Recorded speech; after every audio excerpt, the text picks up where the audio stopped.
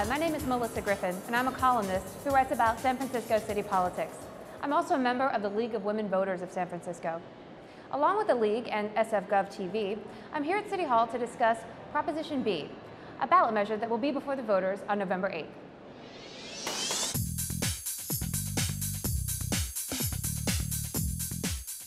Proposition B would authorize the city to issue up to $248 million in bonds to improve and repair streets, sidewalks, and street structures, such as bridges, tunnels, and stairways. Prop B would allow for an increase in the property tax, if needed, to pay for those bonds. Landlords would be permitted to pass through 50% of the increased property tax to their tenants. The city is responsible for maintaining about 850 miles of streets and more than 300 street structures. A city study shows that about half of these streets and many of the structures need major repairs and upgrades.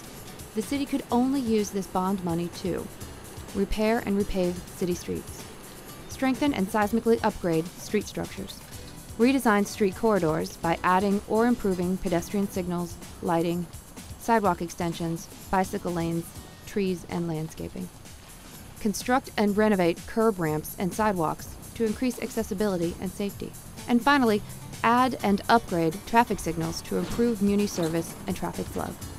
The mayor and the Board of Supervisors would have to approve the final list of projects. This measure requires the approval of 2/3 of the votes cast.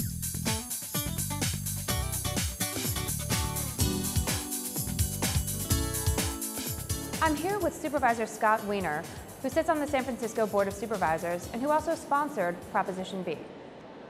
Scott, thanks for being here. Thank you for having me. Supervisor Wiener, why should we vote for Proposition B?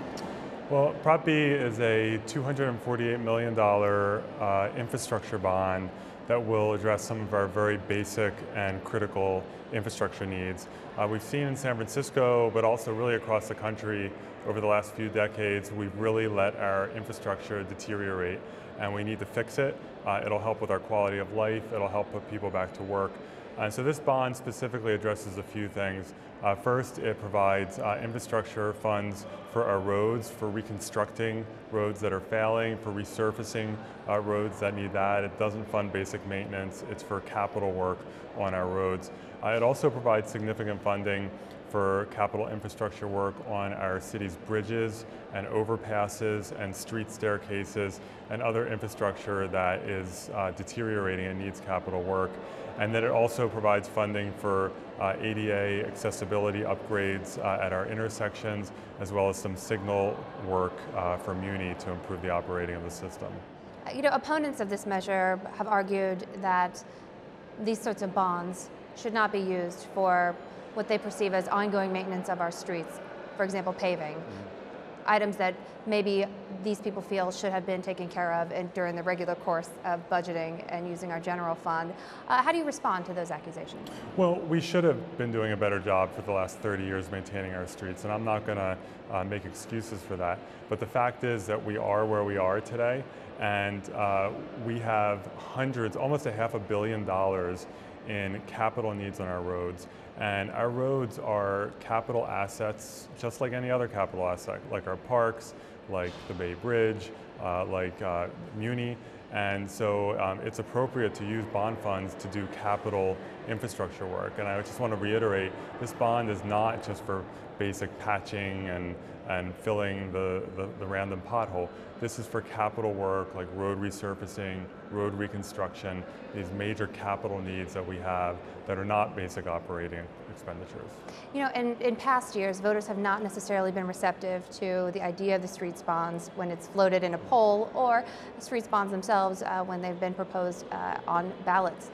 Now, this measure needs 2/3 of the voters' endorsement to pass. What makes you think that this year is the year that voters will go for it? Well, both at the ballot box and in polling, a strong majority of voters do support having a streets bond for capital work. And our polling's been strong this year.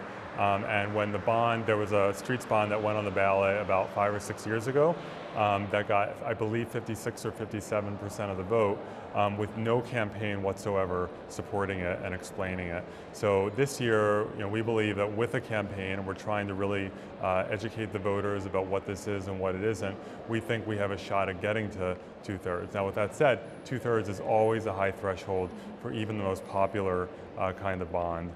So we feel good that we're going to have a shot at getting there, and regardless, a majority of voters do support this. Thank you very much. Thank you. Next up, we'll discuss Proposition B with an opponent of the measure.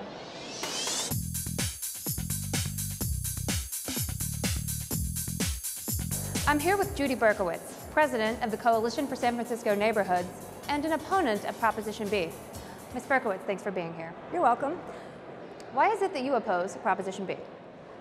My organization, Coalition for San Francisco Neighborhoods, voted to oppose Prop B because we've already paid for these street repairs. The payment has been in the form of property taxes and rent pass-throughs. Because we've already paid for them, we don't feel as if we should pay for them a second time. Or, in this case, a fourth time, because the Board of Supervisors has already passed two ordinances at the board, two pieces of legislation at the board, which pay for exactly these street repairs. And one was $40 million, another $42 million in the past couple years. Why should we pay again? Not only that, this is a general obligation bond, and general obligation bonds are supposed to be for a one-time fix. This isn't a one-time fix, this is maintenance. Maintenance has a whole different kind of funding.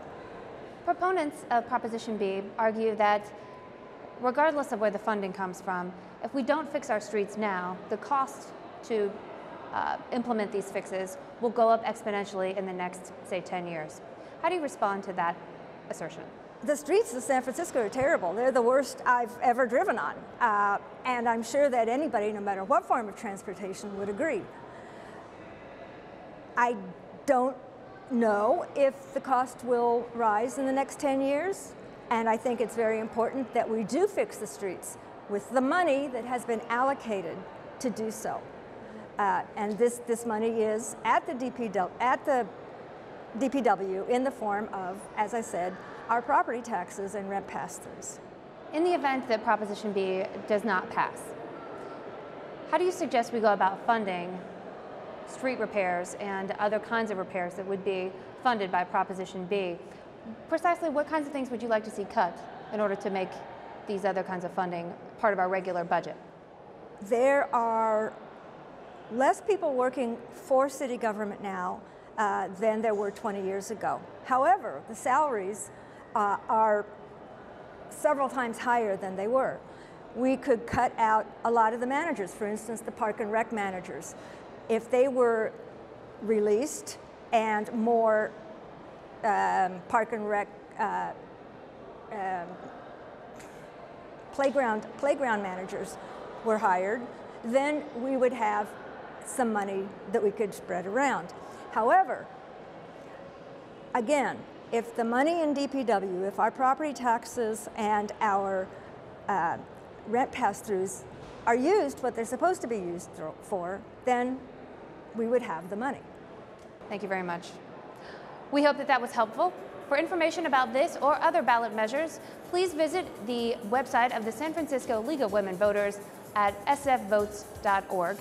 Remember that early voting is available at City Hall Monday through Friday, 8 a.m. to 5 p.m. And if you don't vote early, be sure to vote on Tuesday, November 8th.